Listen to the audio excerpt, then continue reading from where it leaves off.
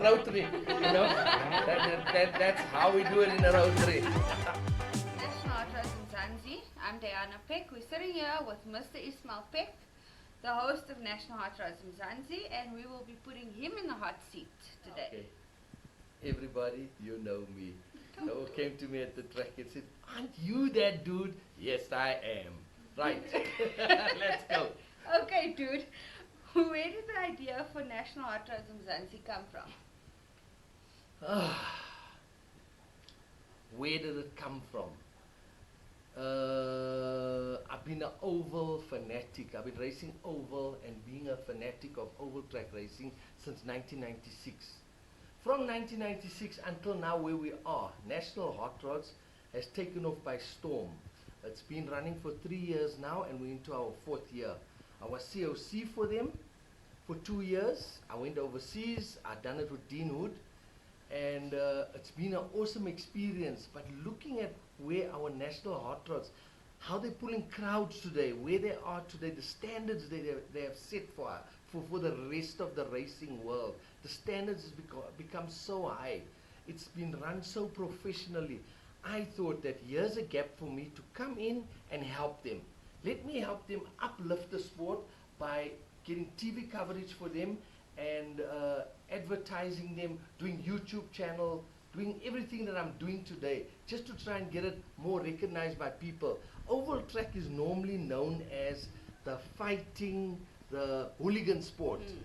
And now we're trying to show people how good and how professionally it's being run. Okay. And would you rate the Hot Rod Tour as one of the biggest racing series in the country? I think I need to still see another form of racing, bring in the crowd that we had on Saturday night. There was no place to walk, there was no place to sit, there was no place to stand. And where were you on Saturday night? we were at Ultimate Raceway. Isak Spies hosted at Ultimate Raceway the National Hotrods, and he had also his V8s running against the USA. I always think UK, but it's USA. He ran cars against the USA guys, which I think the South Africans have won. And they included the National Hot Rod Tour as our first leg there. And it was absolutely mind-blowing. So if I can see in South Africa another format of racing that can bring a crowd like our National Hot Rods brought Saturday night, then I can say they'll have to be better for me to say the National Hot Rods are not the best. But for now, they are the best. Okay. Do you think the tour could destroy the other oval classes? Yeah, that's been something that's been asked all the time, and I'm being told that all the time. We're only into the Hot Rods. But the Hot Rods was a stepping stone to go forward in life. I could not pick on a smaller series where there's 6 cars or 8 cars and there's no excitement. The excitement's at the Hot Rods, so I had to start somewhere. People must not forget that the Hot Rods is running their 4th year as the National Hot Rod Tour. We're into our 4th year now. Sure. So yeah, it's really become big. It's something that you cannot blame them. You cannot say the National Hot Rods are at fault because of the other formats that are losing out now, or with smaller numbers, or everybody's just saying the Hot Rods are destroying the other classes. No, they're not. They're setting a standard that everybody must step up to. Step up to the standard and you'll be recognized. And are you planning on branching out into other classes, other forms of racing?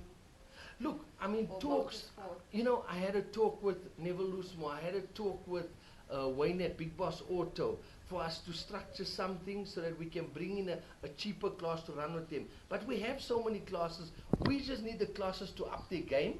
Come to me, show us, we got 25 or 30 cars we can put on the grid, and then we will look into it.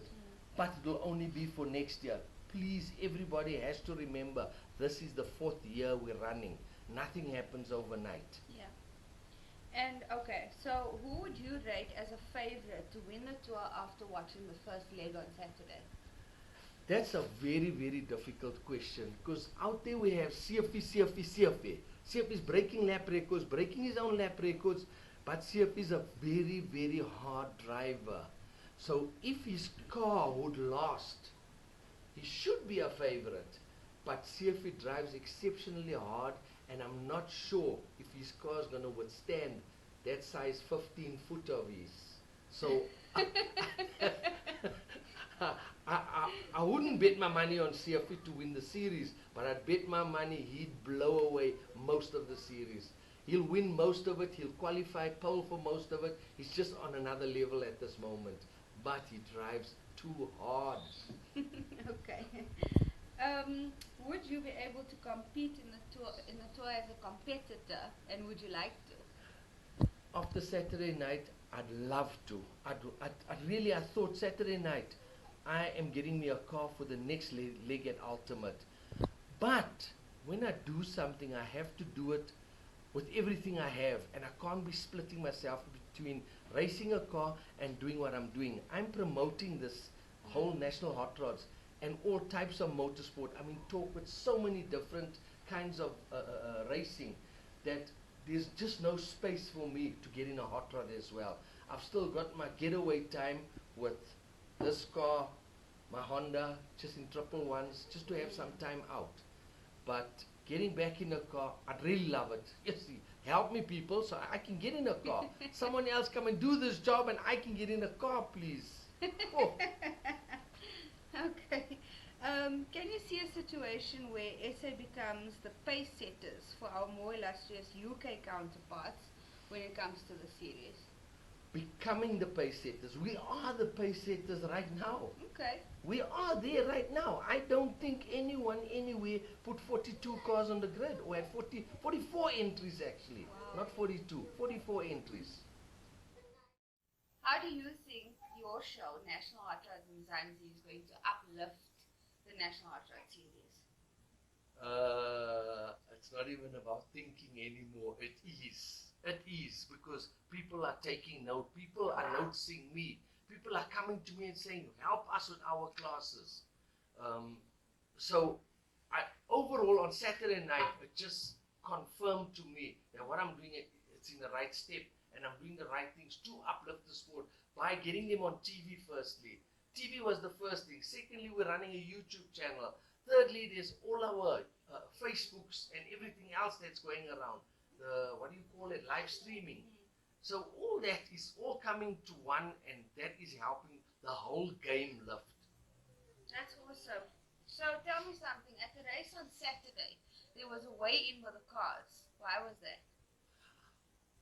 There is a rule that says the cars have to be a minimum of 800 kilos.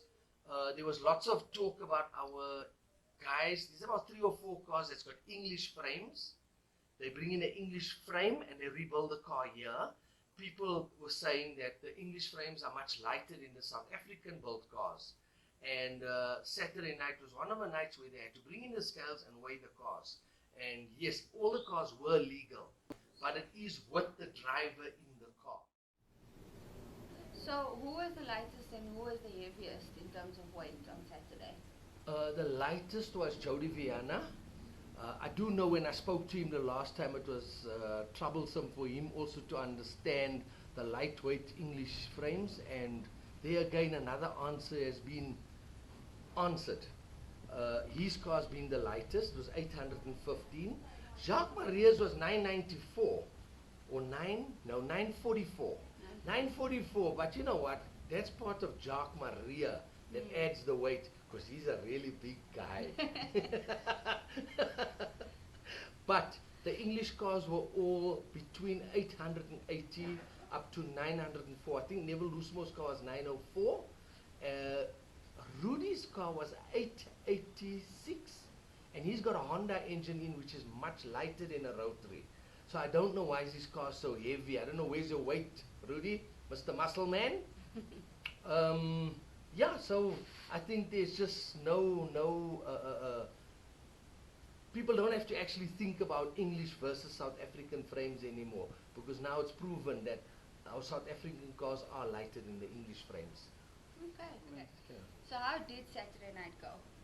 Saturday night was overwhelming. It was something unbelievable. It was the biggest crowd ever seen in South African oval racing. I cannot compare it to anywhere else because it was just mind-blowing. Everything worked out good. The racing was tough, but you guys already seen on a clip before this what happened. So check us out on the clip before this, and you can ask questions. Send your questions to DEYANA or me. And whoever wants to know anything in the future, talk to us. We'll interview you. We'll come out. Tomorrow we will be interviewing one of the guys that came. It was his first time, but he has raced in other series. His name is Johan Foster. He's raced for many years in 2.1s, 2 liters, 1600s, and this was his first time in a national hot rod. And tomorrow we off to him to go and hear how did he feel in a national hot rod over everything else he's done. Thank you. Thank you, Ismail. Thank you, DEYANA.